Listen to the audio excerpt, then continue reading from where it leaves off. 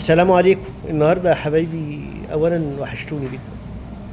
النهارده في موضوع يجوز ان كان شيخ اتكلم فيه فعجبني، فحبيت اقوله بطريقتي للناس. يعني المال يا جماعه، الفلوس،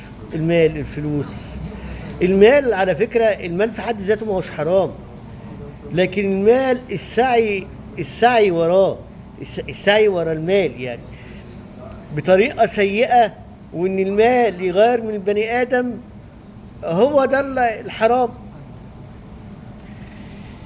الفلوس حلوة بتحس البني آدم بالنعنشة وباللطافة وبالجمال، بس في حاجات برضه عشان الفلوس، حالات بتوصل للقتل، إن إنسان ممكن يقتل بني آدم عشان فلوس، بسبب الفلوس. مش الأخ كره أخوه؟ حصل ولا لأ؟ وبسبب الفلوس وبسبب المال الأخ كان ورث أخته، وبسبب المال الاخوات خسروا بعض. دي ابسط حاجه عن المال يا جماعه. المال لو انت جالك واستخدمته فيما يحبه الله ورسوله، يعني اخواتنا المسيحيين بيقولوا المال موجود عندهم في الكتاب المقدس ان المال سبب الشرور. يعني المال لو انت، يعني الاغنياء اللي عندهم المال، الناس اللي عندها مال بافتراء، هل الناس ديت يا جماعه ادت الواجب اللي عليها لله سبحانه وتعالى؟ هل هي بتشفق على الفقير؟ كم واحد انا متهيألي لو كل المسلمين بالمسيحيين اللي في بلدنا وبره، واللي هم في الدول العربيه والكلام ده، استثماراتهم بره، الجزء اللي لو دفعوه في خدمة الفقير، مش هتلاقي واحد في مصر مريض او معهوش فلوس.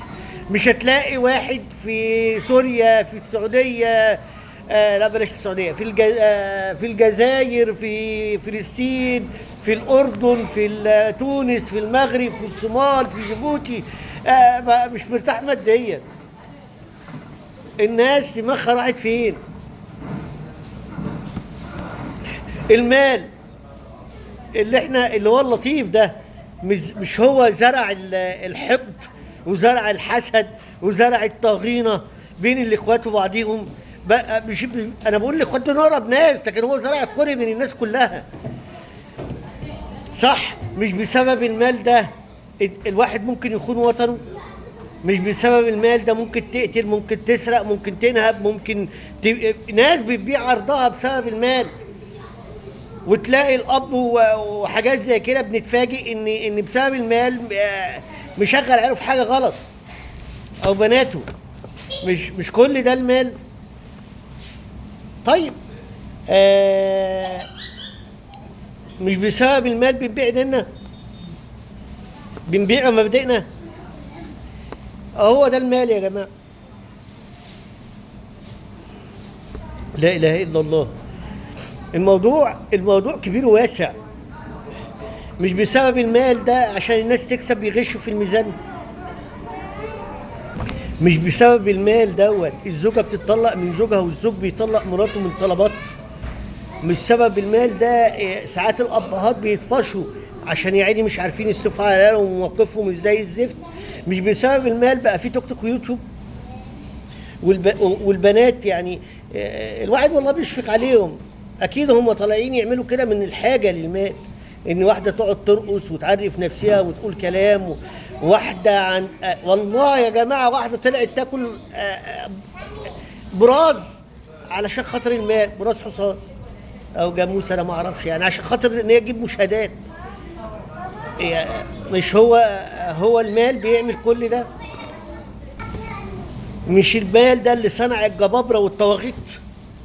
مش بالمال ده انت بترشي عشان تاكل حق حد تاني، او تخلص حق مش حقك؟ صح ولا لا يا جماعه؟ بس يعني المال هو في حد ذاته كويس، بس لو اشتغلنا بيه مما يرضى الله ورسوله. احنا بنخسر كل حاجه على فكره يا جماعه.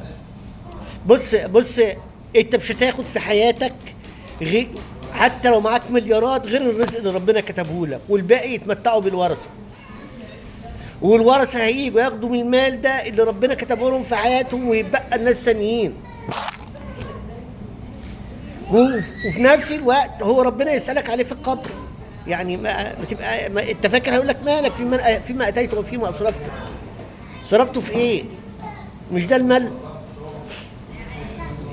المال خلي يعني المال، جسمك مش هيشكر عشان انت معاك فلوس كتير. في ناس غلابه بتعيش فوق ال 100 سنه، وفي ناس اغنياء بتموت شباب. المال لو جبت بيه احسن اكل بطنك او كرشك، مش هيقول لك يا سلام اكلتني وظبطتني ودلعتني ده انا النهارده بقى اخليك تعمل اللي ما عملتوش في حياتك. صح؟ اللبس اللي بتشتريه، اللبس اللي اغلى لبس، يعني واحده مثلا جايبه شنطه ب 30,000 دولار، يعني مش فاهم انا. ماشي، ربنا يديكي ويوسع عليك، احنا مش بنحسد. ايدك لما تشيل الشنطه هتزرع لك 5 ايدين. هل المال يقدر يرجعك صغير في السن؟ هل المال لو عندك مرض عضال اللي ما فيهوش شفاء منه، هل هيشفيك؟ لا والله. لو رحت للحلاق، يعني انا بسمع ان في حلاقين بياخدوا 20,000 جنيه وحاجات ارقام كده غريبه في الحلاقه. يا باشا انت لو رحت حلاق ب 100 جنيه هو نفس الحلاقه، يبقى بس هات لك شويه الحاجات استخدام مره واحده فقط، وبعد كده ارميها.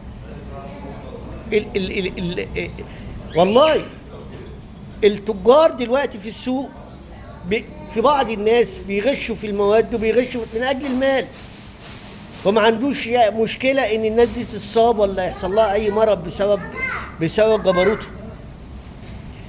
المال يا جماعه، والله العظيم احنا لو عملنا، برجع اقولها تاني، لو عملنا اللي قاله ربنا، مش هنلاقي حد مسلم فقير، ولا حد مسيحي فقير، ولا حد يهودي فقير، ولا حد بيعبد الفيران فقير، ولا حد بيعبد النار فقير. مش هنلاقي كل الناس كويسه. الناس بتحارب بعضيها عشان ايه؟ امريكا دخلت قتلت 1000 مواطن، مليون مواطن في العراق. ليه دخلت وضربت في العراق؟ عشان بترول. امريكا بتدافع عن مصالحها، عايزه تشتري دلوقتي جزر عشان مصالحها. يقول لك يدفعوا، العرب دول يدفعوا، ما عشان المال برضه. هي ليه فلسطين بتتضرب وبتتعمل؟ عشان التقتلات وعشان المال. هي ليه سوريا بتتقسم؟ عشان المصالح. كل حاجه هتلاقي وراها كده، كل حاجه هتلاقي وراها نصايب وبتاع. في حاجه اخيره يا جماعه، على فكره انا اخويا ما بيكلمنيش بسبب الورث والمال، هو شايف ان ليه اكتر، انا شايف ان ليه اقل. ما بيكلمنيش ولا بيكلم كل اخواته بسبب المال.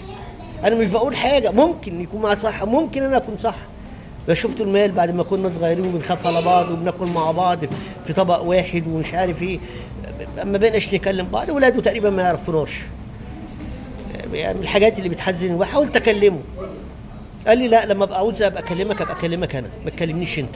يعني في حاجات مؤلمه، يعني المال ورا كل كارثه.